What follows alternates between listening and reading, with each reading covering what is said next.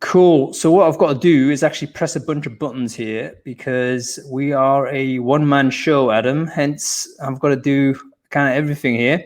Okay, I think we should be live, which is fantastic. Just a quick sound check, folks. Anybody, basically we are multicasting this on Crowdcast right now, but we're also going live out on LinkedIn, I believe, as well as Periscope, which is somehow still up, despite the fact that it's saying they were going to shut it down in April, as April 1st. And we're also live streaming, I believe, on the Facebook group as well. So what I need people to do, if you can hear this, can you please give me some indication that sound is okay? Let me know. I'm going to check my mobile just to make sure that's fine. But if you do hear this okay, just give me a thumbs up, thumbs down, something like that. Let me know that you can hear me fine. Okay, thank you, Stephen. Very good. At least Crowdcast is working. I think we've got a few on Facebook as well, which is cool. Also, I believe LinkedIn is working fine. Okay, great. Thank you very much for that bit of sound keeping, folks. Do appreciate it. We are doing Founders Focus again. So welcome back from the Easter break. Founders Focus is the interview show where we get up close and personal with the leaders of the tech businesses that are changing the way in which we work. And today I'm really pleased to be speaking with a leader of a business in a category that I really want to see completely win because holy crap, the logistics involved in sorting out meetings and sorting out interviews and stuff like that has been the bane in recruitment, I think, since forever. So if we can get companies in there to sort this out, then all the better. And one of the most impressive products I've seen so far is Cronofy. So welcome to the show, CEO of Cronofy, Adam Bird. Adam, good to meet you, sir. Likewise, thanks, Hung. So you're a busy CEO. You're launching a product in a really exciting category. What kind of things did you have to cancel in order to appear on Founders Focus today, Adam? There's always many plates. There's a few plates wobbling behind me Baking right now. Some lemon muffins or something. No, my baking days are kind of are over, I think, but maybe in a few years' time. Very seriously though, what did you have to reschedule? I'd be interested to know what the day in the life of a CEO actually looks like these days, especially one at your stage where you're just kind of to the point where takeoff is happening. What actually do you get involved in? Is it completely crazy, or do you have the time to organize your day in a more sensible way? I guess I do kind of manage my calendar quite carefully. It's given what I do. It's the last thing I need to do is have a turn up late for anything. If with what we do in terms of powering, scheduling, and if I ever turn up late for everything, it's kind of embarrassing, kind of a thing. So, but yeah, I guess I'm a very product focused CEO. So I was the CTO in my last company. A very product focused CEO. So I spend a lot of my time with customers, with the product team, with the engineering team, really trying to distill what it is we can power. And whilst I come from a very technical background myself, and hence we've delivered this very much as an API first product. And this, if you like, the scheduler is the latest iteration of that. I've worked with companies across a range of sectors, not just recruitment, in really trying to distill scheduling down to its essence. And of course, that's the bit I love doing. But then the other side of being a CEO of a startup is kind of everything you haven't got anyone else to do. So it's chief doer of things and picking up of pieces is the other aspect of a early stage CEO's job. That's actually a really interesting thread I want to pick up on. But you actually made a joke earlier on in your little monologue there, Adam, and I realized how actually significant it really is. You can't ever be late for anything, can you? There's like no excuse. So folks, if you didn't know, Cronofy is, as you say, API-driven products, and potentially could be lots of things. But right now, what people know it for and probably use it most for is to sort out scheduling. So that puts some like mega pressure onto you and all of your team, I guess, is like, you've just got to be bang on, like never make this mistake. So anyway, good discipline. Let's pick up the thread about a CEO having to do stuff you don't like to do. I think one of the truisms in life is that you end up naturally defaulting to things that you enjoy. And you do more of those things you enjoy, therefore you get better at it. Once you competence increase that thing, actually the enjoyment typically gets better, and you've got this virtuous circle there. Correspondingly, you get a vicious circle also. You neglect things that you don't like doing. You do them like, episodically, and you don't get better at them without like really training yourself. How do you cope with that, Adam? Because your role must have like dramatically changed, right? Going from engineer, then CTO with your previous business, and now CEO, which potentially could be a zero technical job. So how do you train yourself to, I've got to look at this spreadsheet, or I've got to do this deck? How do you train yourself to do that?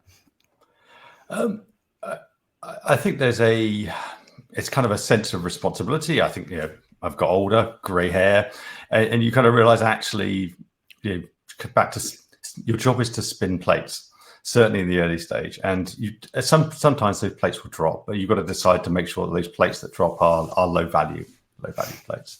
And actually there is, certainly for me, going from a kind of technical product focus to becoming a company leader, actually my attention really has to kind of move over to, my job is to build the company, not the product. And thinking about the company in terms of the whole job is a really important kind of framing, and something that I've kind of used over the past few years to, I love development with no distractions, but that's just not my life anymore. This idea that you run your own company to be master of your own destiny is kind of a bit made up. You've always got stakeholders. You've always got someone who has demands on you. And so really you have to kind of just accept that your masters are different. They're not necessarily someone telling you what to do directly. There are just, payroll has to get signed off.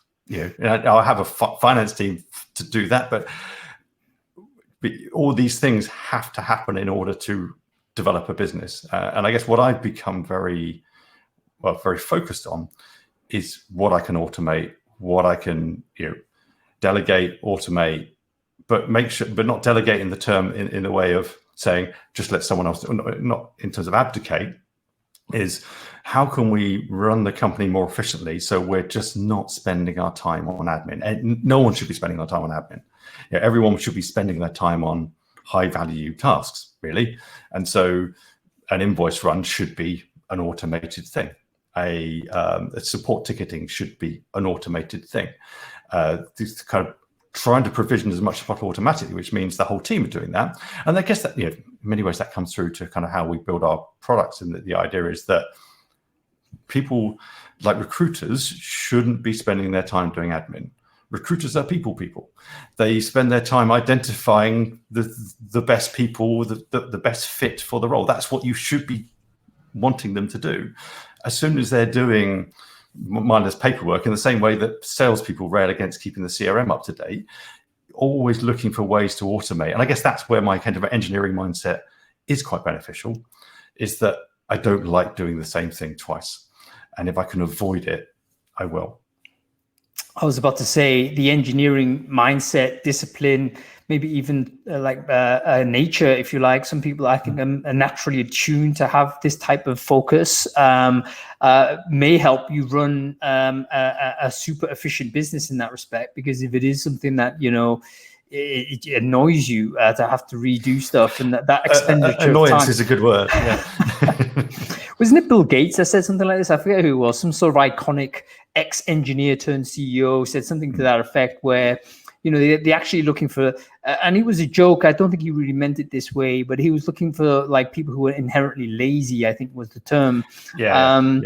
And I don't think he was trying to make the point, but his description of lazy is someone who just is annoyed at having to repeat, because that person is going to look for a solution that can scale. And with the technical know-how, maybe they can go ahead and do that. So fascinating to see you transition to this. There's been a bunch of engineers turn into CEOs. I don't know whether you saw the other, but a lot of articles on it. I think the did a comparison, didn't they, about the biggest companies in the world in terms of market value in 2021 compared to 1991 or something, and obviously big shift from like oil essentially to tech, and all of the tech businesses, apart from one or two, I think were all ran by ex-engineers. And then there was this kind of thinking, is there something inherent about being an engineer which makes them a good CEO? Your thoughts on this, Adam?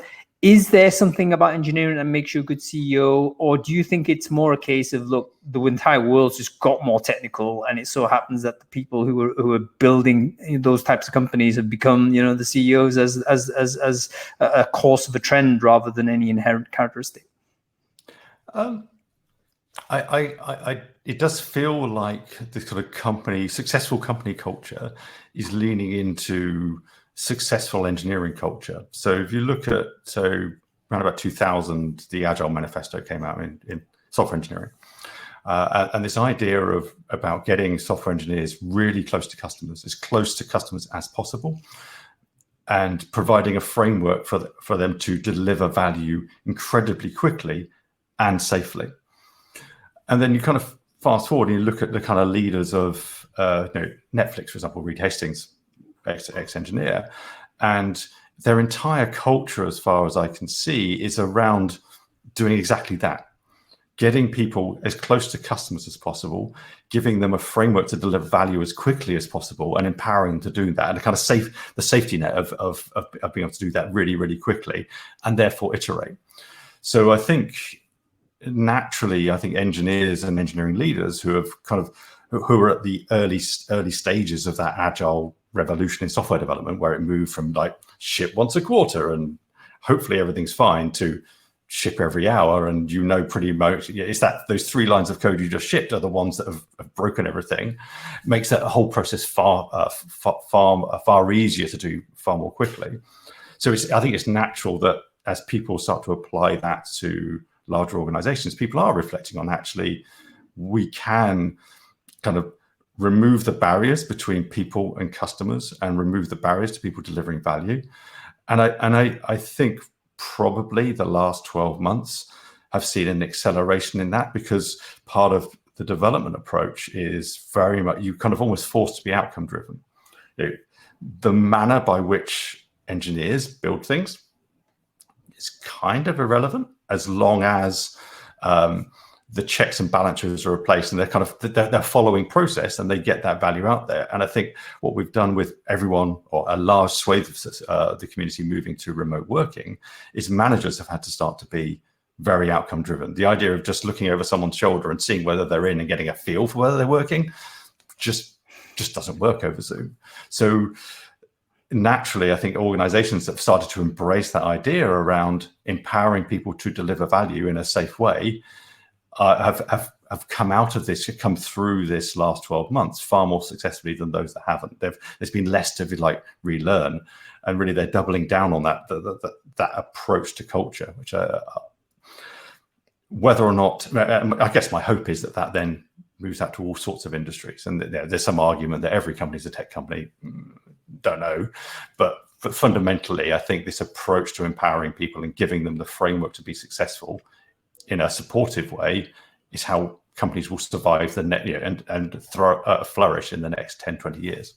I think that's so well put, Adam. The idea that there's a lot of ideas that seem to have bled out from engineering into the wider business world, which is fascinating. Agile being probably the most obvious one, but not the only. If you think about things like, being data driven, for instance, that was happening in tech, 5-10 years before anybody in recruiting certainly was thinking about it.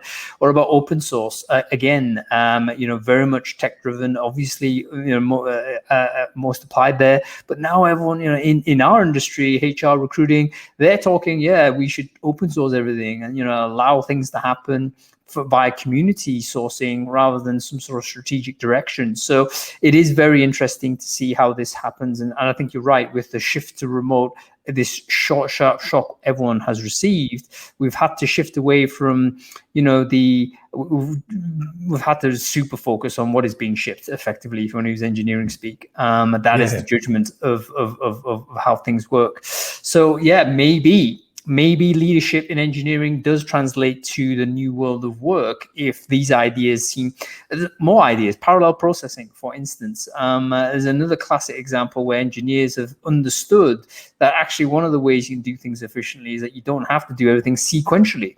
Whereas in recruiting has always been an annoyingly sequential process, in my view, where it's just basically an A, B, C, D, E of events that have to go in that order, and we call it a pipeline, and we force people through it. But we need to rethink, hey, is it possible to modularize that and chop it up into different bits and potentially parallel process some of those things? Anyway, I think there's a move, certainly in the tech industry, to more transparency, and I can see that happening more in other organizations as well. This idea that you kind of present everything. Now, there's some organizations, and again, in the tech industry, that have been kind of almost hyper transparent about everything. So someone like Buffer, for example, share absolutely everything: internal salaries, payroll, everything they're doing, which, it's an interesting approach, not necessarily one I subscribe to completely, but this idea about presenting who you truly are to your stakeholders, I think, is fundamentally important, because again, it creates this situation where it's this framework for trust and the framework for support that they don't have to second guess what they should be sharing. We do the right things. We have the principles around which we operate, so therefore we can share that. And that speaks volumes in the recruitment, because what you want to do is you want to attract people who kind of fit and work in that similar way and can be successful around your company principles. And articulating those principles is so important. And so actually, the best way of doing that is this is, in our case, who Cronofy is. This is how we operate. This is how we do things. And if you think you'll fit in here, we'd love to talk to you. And almost that's the pitch. But it becomes very much a two-way. Candidates can pre-qualify Cronofy as much as we can pre-qualify the candidate.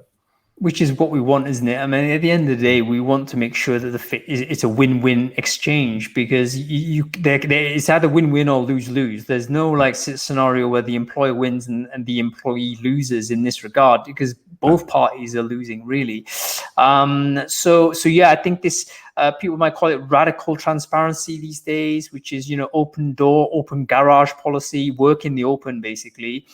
Don't wait until you've finished it before you tell anybody about it.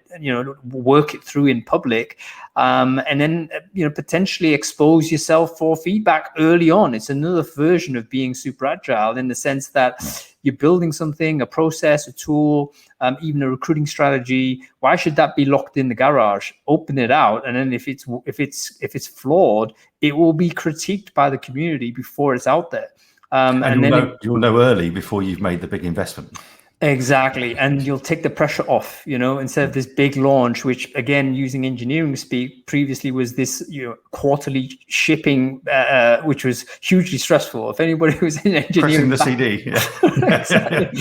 Back in those days, the yearly release kind of thing. Oh my goodness, what is the stress involved there? But instead of doing that, you simply constantly are open, and then allowing people to come in if they want, and it transforms the communication you have with the audience. Quick segue. Do you remember when Stack Overflow used to do a live stream of their office? This is some time ago. This is when Spolsky was still there. It was like the most boring live stream ever. I mean, it was like nothing going on. A bunch of people occasionally walking across a whiteboard, but it was actually a really good signal of intent, and it was pretty genuine in the sense, yes, stuff could happen there, and it would not be scheduled, it would not be pre-planned or edited or whatever. It would actually be the thing going on. You could trust it, therefore. Big part of the reason, by the way, why Brainfood, everything Brainfood it does is completely live. Because I want to create the trust. I want you to know that, hey, we're having a conversation. This is not edited. It's not going to be, post-production. We look as we look. There's no filters here. Haircuts are available next week in the UK, so here's hoping. Your hair's looking very good, Adam, I have to say. Only from a particular angle, as long as I don't go outside It's fine. Your head's got to be locked looking at the screen like this. Okay, yeah. Very good. Tell us about how Cronofy started, Adam, because you engineer when you started, you set up a few things. There was I think a software development business to begin with. Then it was a product again, and then Cronofy. When did the idea of Cronofy start emerging in your mind? Well, I guess the idea was, as I became a leader of my previous company, my calendar was constant battle. Scheduling was a constant battle. This is the days pre-Calendly. Tungle that tried this, pre-Sunrise, and there were a few attempts, but my calendar never really reflected my working life. And so I wrapped up my time with Ascendex, and was thinking, okay, what do I do? What annoys me? Back to that powerful word and a powerful motivator, annoyance.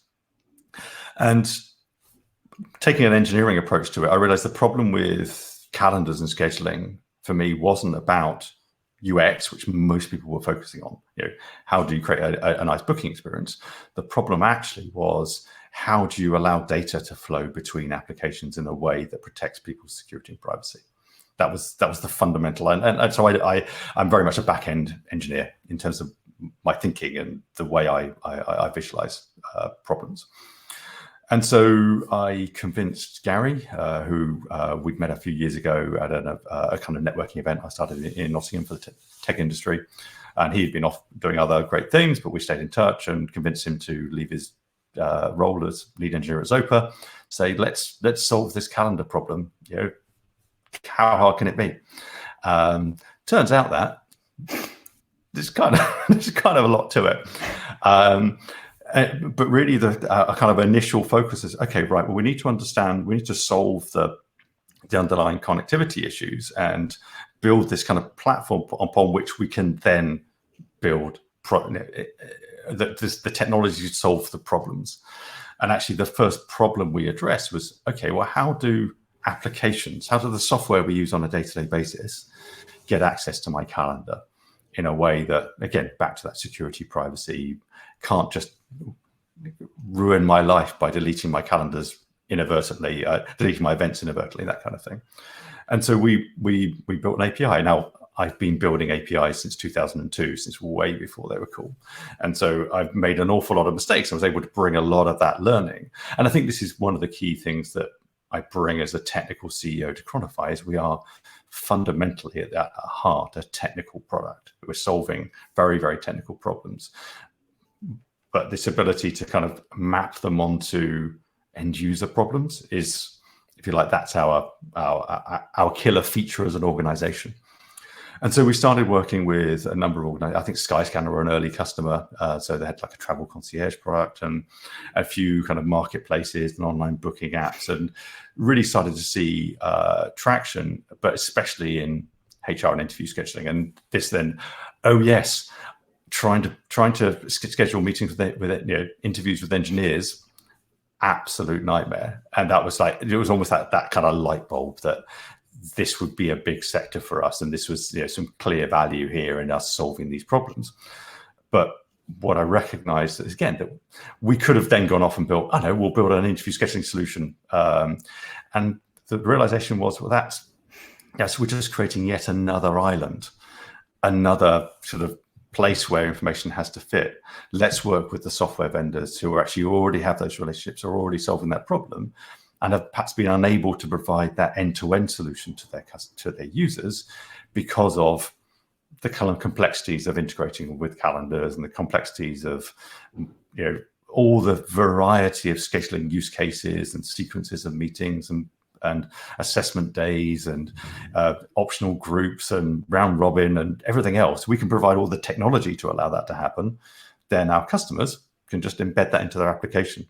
And so their users they're in their ATS, they have their candidate, they can immediately just share a self-serve link with the candidate and never have to leave their flow.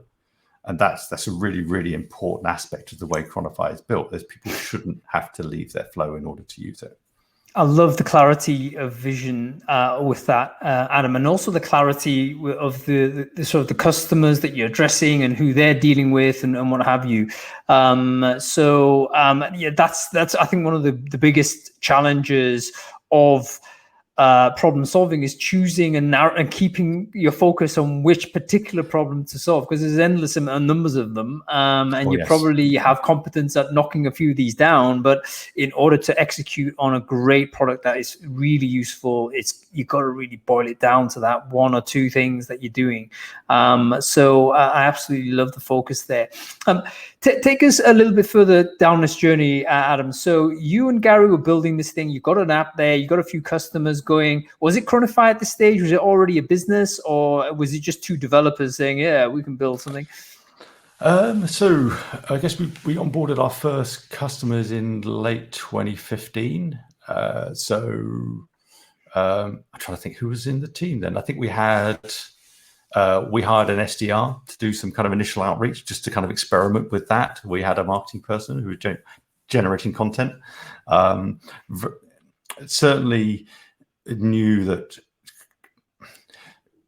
had an inkling that trying to sell an API product was going to be a hard thing to do. And we have tried over the years as well, this idea that you kind of take a sales-driven approach to finding new customers, perhaps some outbound. But certainly I recognize from my Sendex days, which is fundamentally an API business as well. So we were a text messaging service provider, sort of 6,500 customers across Europe and Australia. And very much, we launched our first API in 2002, and very much that kind of subtended everything. People like Ocado, Addison Lee, Sodexo were just using us as part of the core part of their workflow, Virgin Media. But these decisions around integrations are not taken lightly, and they're not something that necessarily a salesperson can force. And that's what you want from a sales team, is you want the ability to drive a sales process, to affect change in sales velocity, or acquire more customers. And actually what I think we've learned over the years, which we kind of knew, but you always question, and that's almost the point of trying different things, is that actually what we had to be doing is just there for our customers, listen, support them, use our kind of our content marketing and our knowledge of the sector in order to drive adoption and demonstrate that we understood the underlying problems. So, for example, in interview scheduling, we don't talk about development hours saved for calendar synchronization. The product managers that we're talking to care more about, how do I reduce the time my users are spending on admin?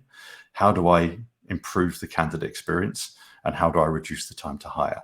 And it's okay, so what do we need to do in terms of our content? What do we need to do in terms of our product to allow people to solve that problem quickly and easily? And so then when they reach that point in their development roadmap where, okay, Q2 is about solving scheduling, we're the single best answer for doing that. And there's a whole cultural element to this as well, being, we spend a lot of time being deliberate about maintaining speed. So we'll often go slow to go fast. This idea, okay, well, we'll try and do things as the minimum. It's an interesting balance. It's kind of, we have this idea of this principle, pragmatism on the way to perfection.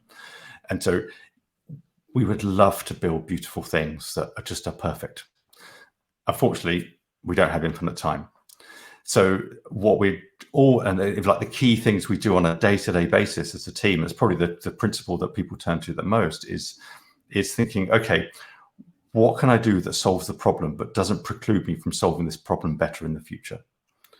And this is where working with this API first approach is kind of building at this ability and talking to our customers and understanding how they're looking to solve the problem, and then distilling that down. So maybe we've had to give a lot of handholding to this level of customer, but the next customers just have it that little bit easier. So we're constantly iterating all the time.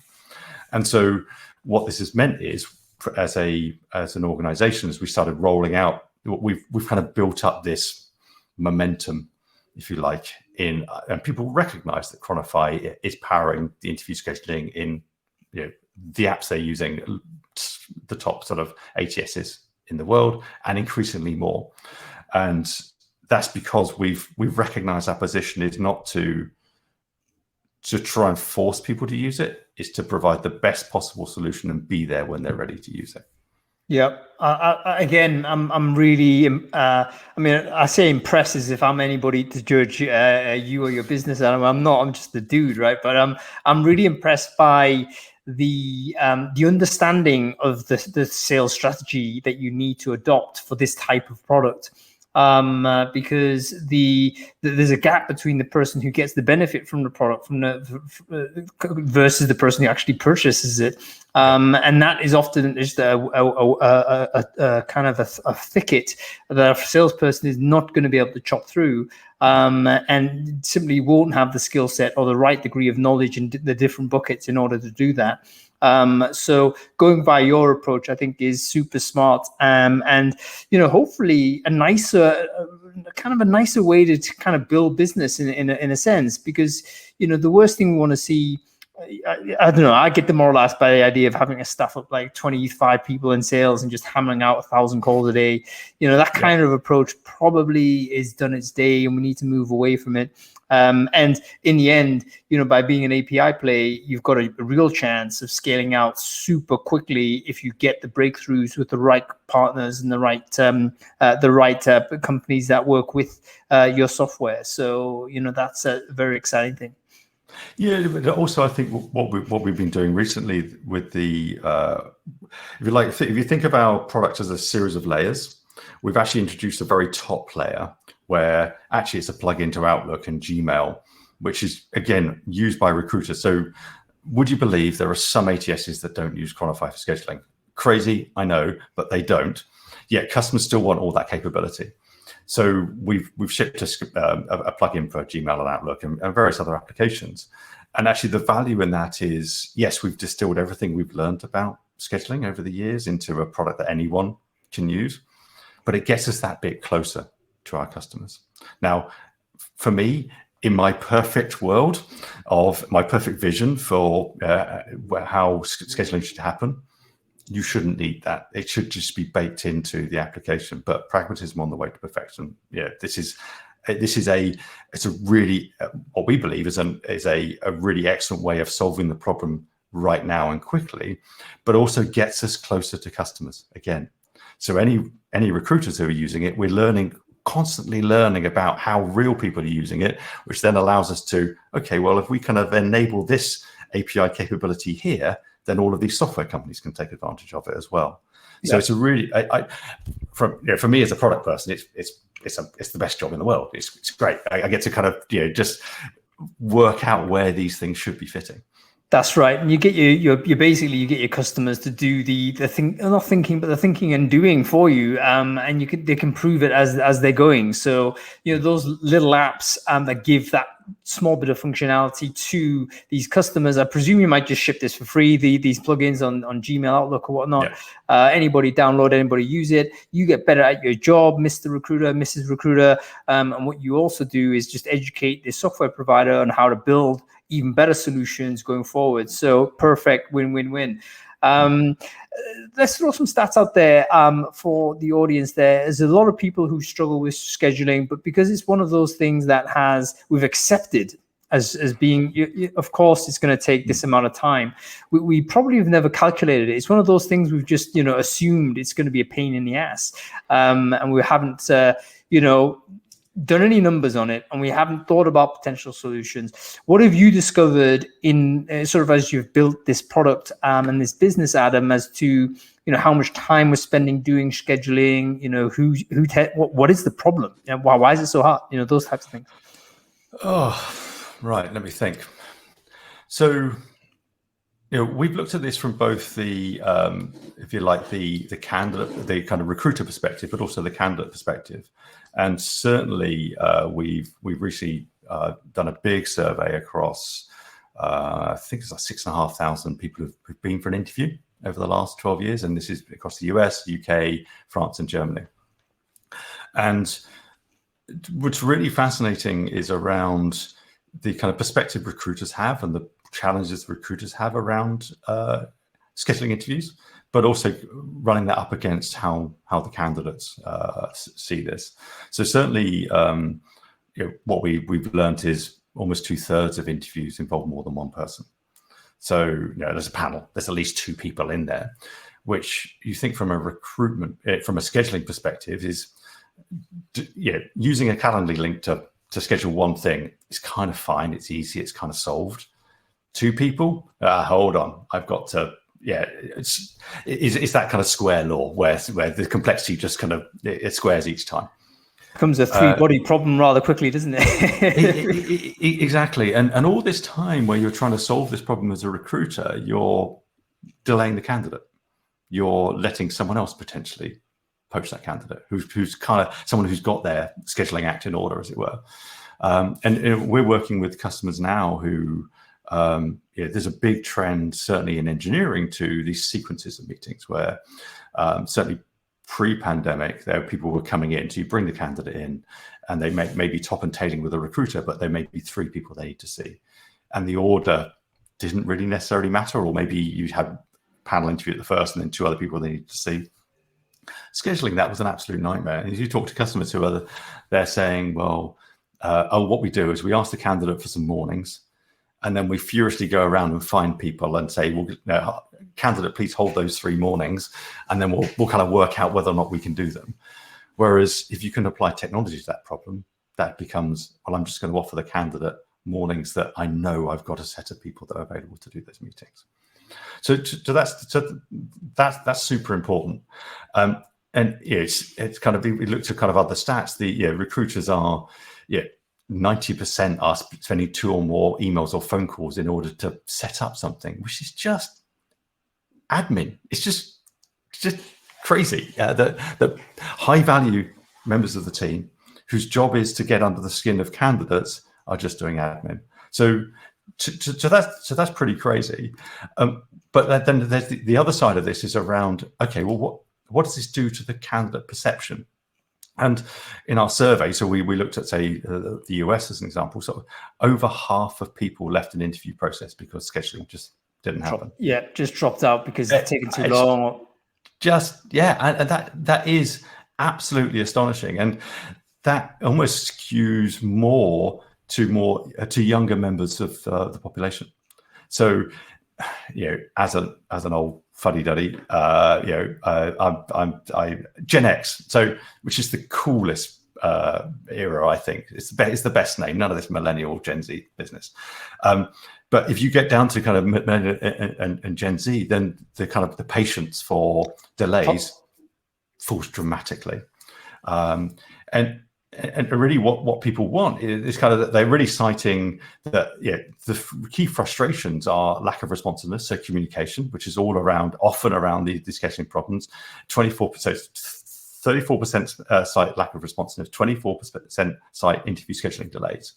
And all these things are absolutely solvable. Now, where it's acceptable to use automation, candidates are 38% say interview scheduling, they're happy to use it. 41% say video interviewing. 40% say they're happy to do online tests. So there's an acceptance that actually no one wants to waste time, candidate or recruiter. And 64% of candidates are saying actually the interview scheduling experience affects their perception of the brand. Yep. And if you can just make that halfway decent, then you've saved that bad perception in 64% of people, which is it's such an easy thing to do. Yeah, as you say, solvable problem, isn't it? And that's what it makes it even more frustrating, perhaps, because I'm sure the people chasing. Well, it's you're the one solving it, so all credit to you, Adam. But I'm just thinking back in my recruiter days, chasing for people, chasing feedback, chasing whatever, and the half of the frustration was because maybe at an intuitive level, we realized it was pointless. It was like, why is this like this? We can get this solved. Why is this so annoying as it is? So really good. And as you say, definitely generational challenge, because people's tolerance for delay or lack of responsiveness, we're in a TikTok era, folks. People are not spent. I don't know how long you spend before you abandon a YouTube video. But for me, it's like less than 3 seconds now. It's like if it's not giving me some sort of thing in that time frame, I'm bouncing. And I think with this video generation, mobile first, micro content type generation, their tolerance for delay is just got shorter and shorter. And I suspect if you've got like a clunky recruiting process, that's going to definitely affect their motivation to persist through that process. And certainly if you've got a competitor that's also processing them in a more efficient way, it's obvious that you're unnecessarily, switching their interest to the competition there. So, yeah, fascinating how this journey is occurring. Let's talk about the sort of exciting things that you might be looking down the pipe for this year, Adam. You've already suggested a few things just in terms of how you talk about your company. It's more at the end of the day than just this output, on the calendar side. What other things could customers or prospective customers think to expect in 2021 from Cronofy? I think one thing that Cronofy has done really well is we've kind of had that security and privacy focus at the heart of the company. In many ways, it's one of the benefits of being a EU-founded company.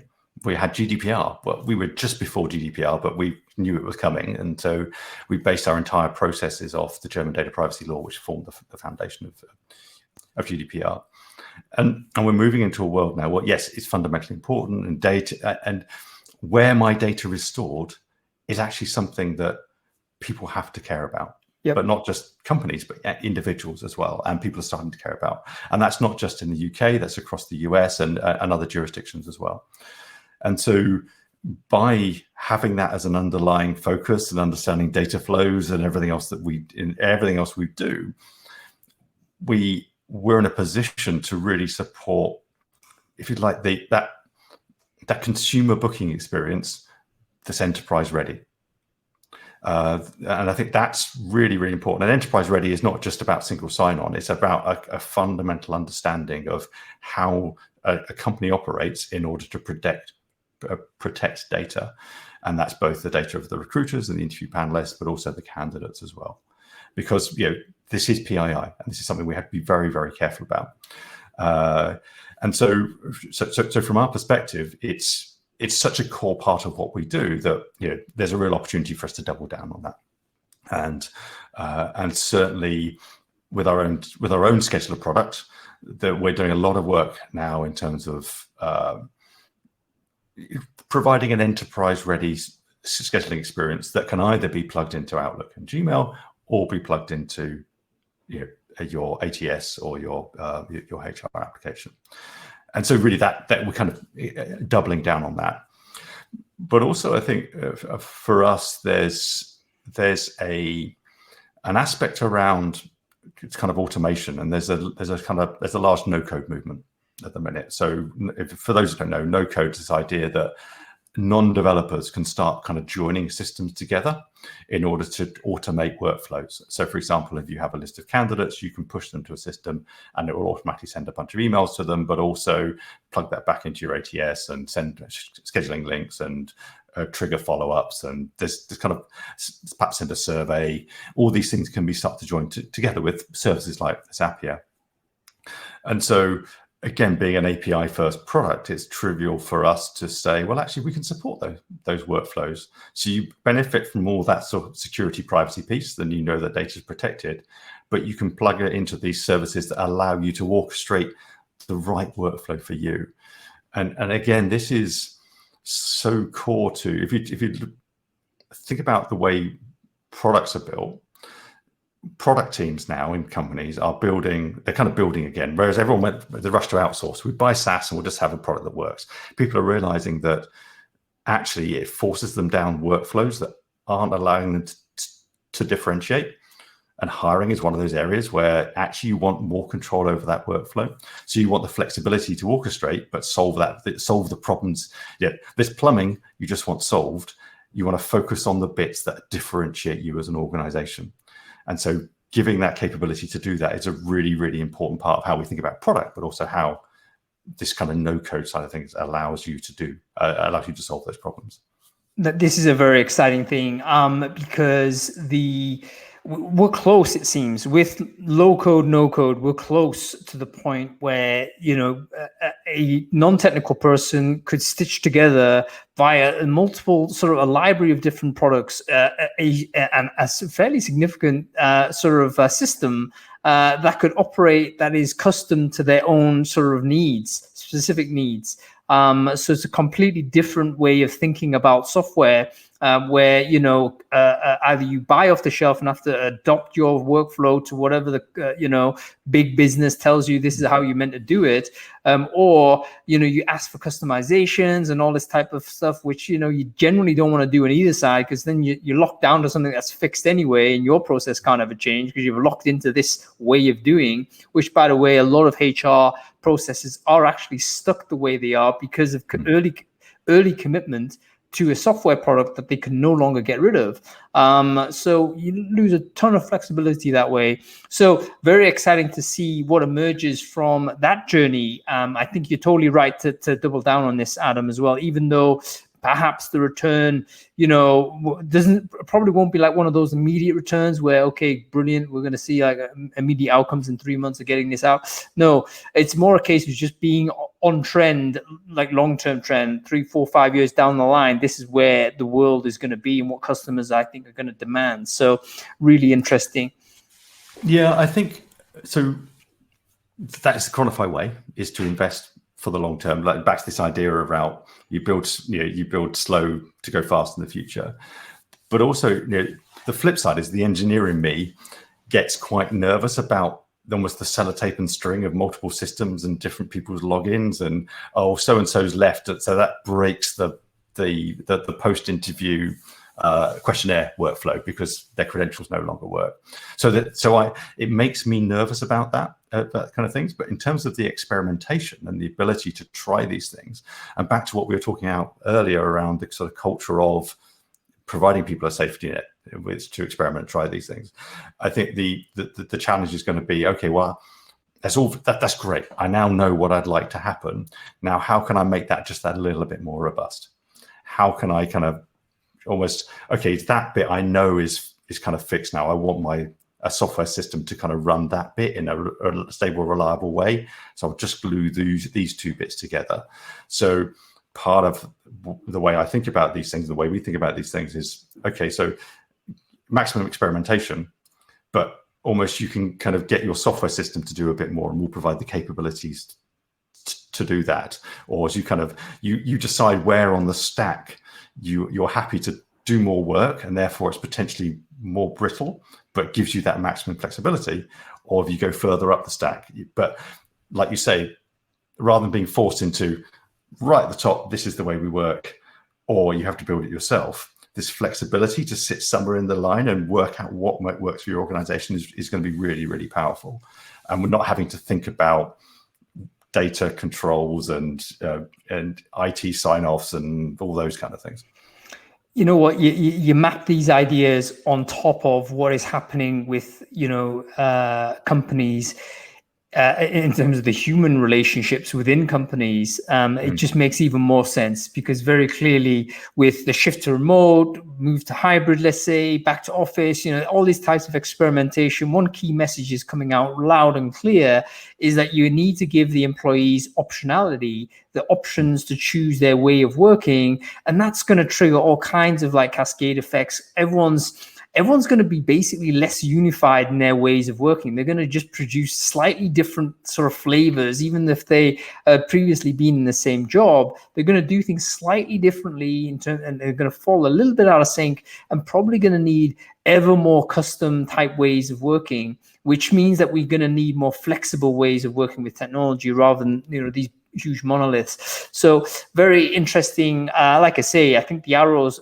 I'm one of these to say, you know what, you don't need to be the most competent person in the world, which everyone who knows me knows that's definitely not the case. But it makes sense simply to be like judging the tide a little bit. And if you're like kind of going in the right, with the current, so to speak, you don't need to be the best swimmer in order to get to where you need to go. Okay, let's talk about leadership. And we've got 10 minutes left in our chat. And I want to just take our focus away from product just a little bit and have a think about what you have learned in being a leader. Let's say you could like have a chat with 20-year-old Adam, pre-leadership Adam. What have you learned? What have you learned in your journey that you could say, this is actually quite an important lesson. Here are some things that you're going to learn them sooner or later. Learn them now.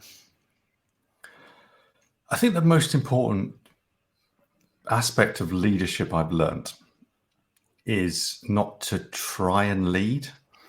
It's to create a framework around people, to allow people to make decisions. And so one of the things we did, I kind of failed to do in my previous company, was be very deliberate around culture.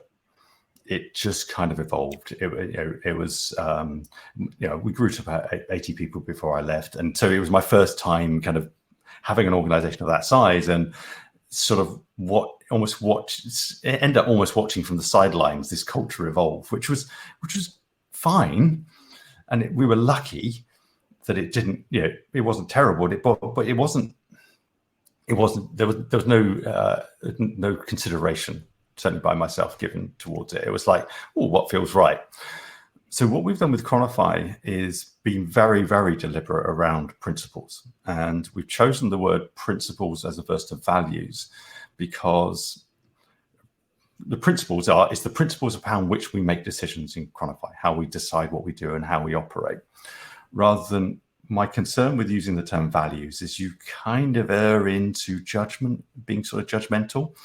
If you don't have my values, you're somehow not necessarily, you're less worthy, which most people don't use values in that way. But my concern with using that term is there's an inference there. And for me, principles is a term that's far clearer. These are the principles around which we make decisions at Cronofy. So what we did very, very deliberately and very carefully was involve the team in evolving and developing those principles. And it was about 4 years ago, I think, maybe even 5 years ago. And it took about 6 months of an iterative process involving the entire team and our monthly meetups back when we could meet together. And in many ways, my job was editor-in-chief rather than these are the principles and they're going on the wall and everyone do this. And so very much so that you help the organization, the team, distill those principles down. And so we came up with 9 principles. A few years later, they got distilled down to 6 because they weren't being used. And actually, we really actively use them as a framework for working out whether we're doing things correctly. So, for example, there was we had an incident earlier on in the year where just something went wrong within the organization. There was, and this was to do with our website. And the question wasn't, the temptation with that principles would have been, okay, so-and-so was responsible. How can we prevent them from doing that again?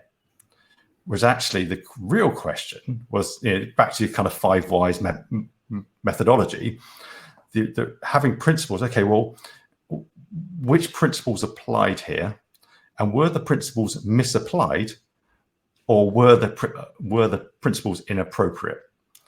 And that was a far easier discussion as a team, because rather than, oh, so and so didn't do something, it's like, okay, well, what were the principles? What was appropriate? And it turned out that the principles had been misapplied. So actually, pragmatism on the way to perfection was one of the. It just been misapplied. Now, that was far more valuable as a team exercise in terms of empowering the team to understand. Okay, so this is how we make decisions. That's a clarification of what that principle and how I should be using that principle, and that's going to improve everyone's decision making going forward.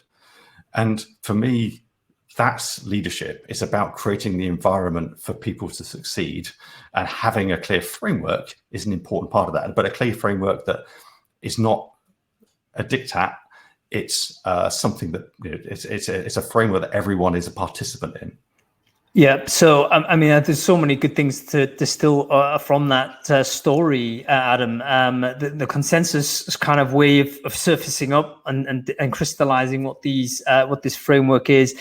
But what I like most about that story is how a fail point tested the principle and tested the philosophy of using principles. So in other words, I kind of agree with you. When you have values, it's hard not to avoid it being moralistic. And that's the word I was looking for. What do you do with the value, right? I mean, it doesn't necessarily apply to action, other than judgment is the first action. Whereas a principle, and by the way, I think engineers in particular are very, very good at labeling.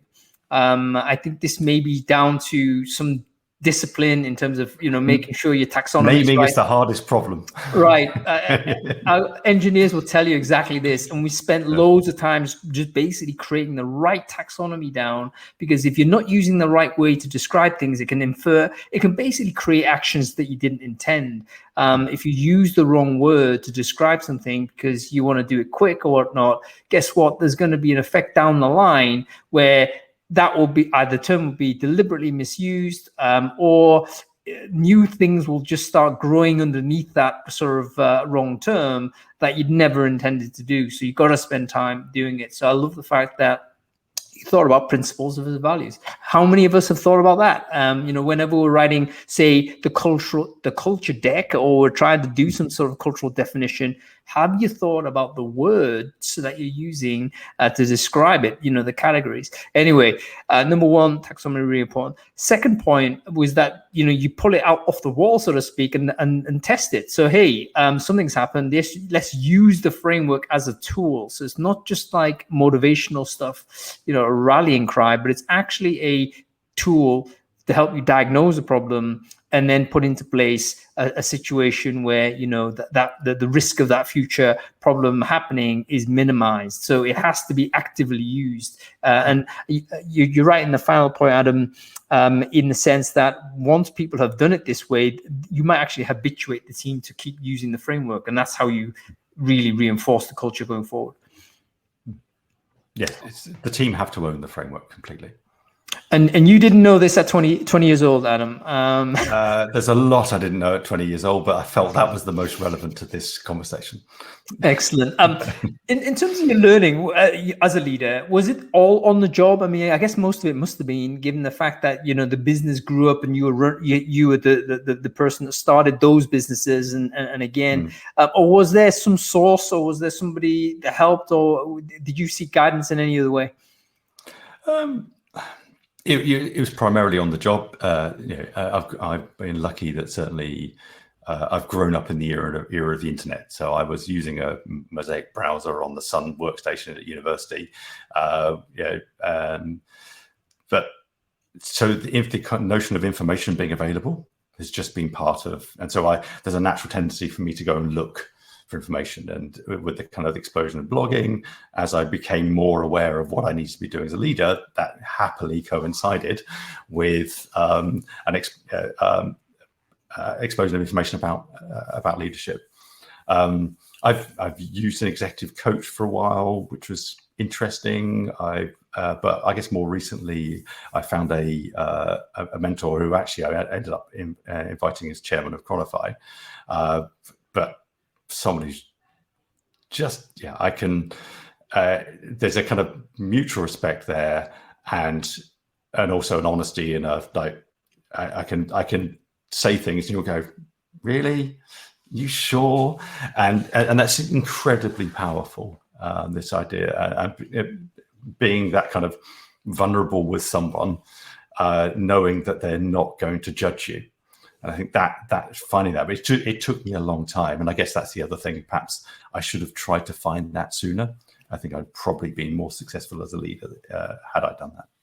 I think that's actually a very normal thing, though, for a CEO in the path that you've gone up to, Adam, in the sense that you'll find yourself in a position where you can't be vulnerable, even if the mantra currently says you should be, but as a CEO, you have a responsibility is different from you being a person.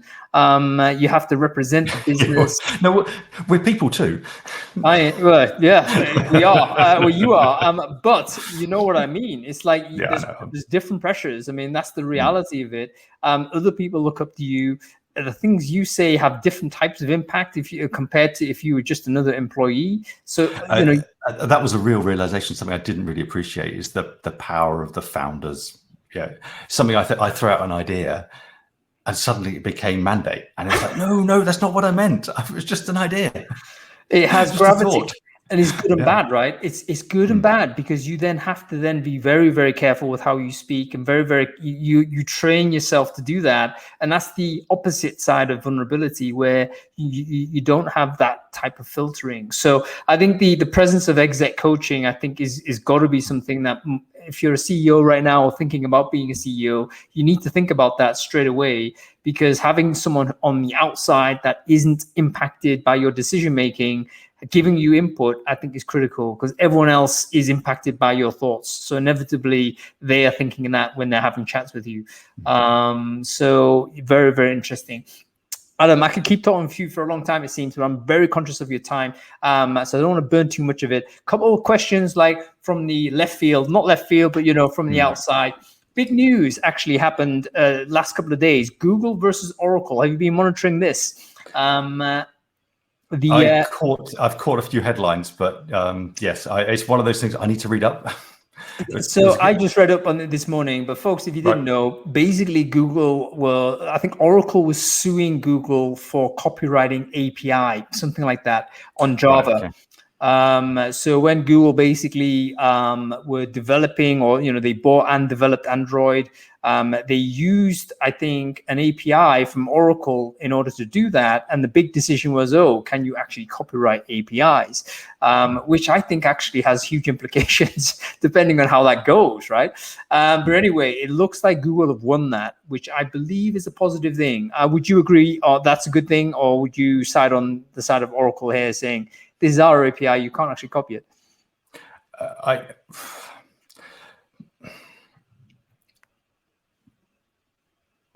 Protectionism needs to be used incredibly carefully. And the whole notion of patents and copyright is something that I'm not a kind of libertarian, freedom of everything, everyone, kind of free marketeer, because I don't think that's the best way to be fair to everyone. The idea of copywriting an API, and I'm kind of shooting a bit from the hip on this because it's one of those headlines I've been meaning to read, but really all you're doing from an API perspective is an interface. And you're saying, actually, I'm saying, right, this is the language that these two software systems are going to talk. And can you imagine copywriting a language to saying, you can't communicate in this language? That feels crazy and feels incredibly protectionist. And given it was Oracle suing someone else, probably lends its way. Of course. Yeah, absolutely. But for the whole foundation of the internet is based on APIs that anyone can use. The reason we're talking today is based on open APIs. The reason the web pages are delivered is based on open APIs. People have agreed a standard, a language of communication between the browser and a web server. And so, yeah, it would stagger me if there was the second order impact of that decision, if it went against Google, would be immense for the availability of all sorts of services on the internet and the ability for innovation to happen fundamentally. Yep, we would have slowed down innovation like massively. And by the way, this is based on one dude. It was a dude, obviously, made that decision. It's incredible to me that person can have such an impact on things that will have generational impact potentially. If you're talking about things of this type, judges in charge of these types of cases, oftentimes, no disrespect to people who are like older, you and I are on that journey, everyone's on that journey. But a lot of these people basically earn their professional spurs in the pre-internet era. And you would imagine, okay, are they really that qualified to make this decision? Thank God, I think this decision was made in the right way, but it could have just gone the other side, right? So incredible how that was. And I guess it would only apply to the US. So yes, the US is a big market, but there's a lot of else in the world. And we're in the software industry, we're quite obsessed with the US, and rightly so. There's a massive opportunity. It represents a large chunk of Cronofy's business, but there is a rest of the world as well. The danger is the precedent that, okay, so someone's made a reasoned decision, and they'll set out their reasoning for their decision, which then another judge somewhere else in another jurisdiction can then make a ruling based on, okay, well, that's the precedent, if you like. And so many of our legal systems are based on that precedent. Yeah, crazy stuff, but quite right to remind us that the US domination of the discourse is doesn't necessarily map, obviously, to the reality on the ground. And that's something that I think we definitely need to be much more conscious of. Okay, final couple of questions. These are yes, no's, because we've got no more time, Adam. Blockchain, is it a fad, or is it the next, is it digital gold? How do you go? I think it can be used to solve specific problems. It's a technology in the same way that databases are a technology. It's a different way of storing information that has good sides and bad sides. I think you need to separate out blockchain from cryptocurrency. That cryptocurrency is an application of blockchain. I think there's some really interesting applications of blockchain for example, property ownership, understanding whether someone actually owns a plot of land in a way that doesn't rely on a centralized governmental control, has a lot of really interesting implications for development of economies in, say, Africa, as an example. Yeah, very, very good. Okay, final couple ones. Sorry, that wasn't a yes or a no. Sorry, doesn't matter. I think you're saying digital gold. I'll just shove you into that bucket, Adam. Right. What about UBI, Universal Basic Income? Good idea or not? That's a yes, no. These aren't really yes/no questions. I absolutely think there's a role in the state to provide for people. Absolutely. I'm a firm believer in the state's role in supporting society. Whether the tactic for doing that is UBI, I don't know yet. But certainly, I think I absolutely believe that the state should be supporting everyone, because we all benefit if everyone's supported. Excellent. Final question for you. Leadership. The two of the probably most prominent leaders in technology these days, they both attract all kinds of opinions, most of them negative, I think. But what are your views on Elon Musk and Jeff Bezos? Of the two leaders there, which one would you say, yeah, that's probably closer to how I would do things if I could? No need to explain, Adam. This is like one or the other.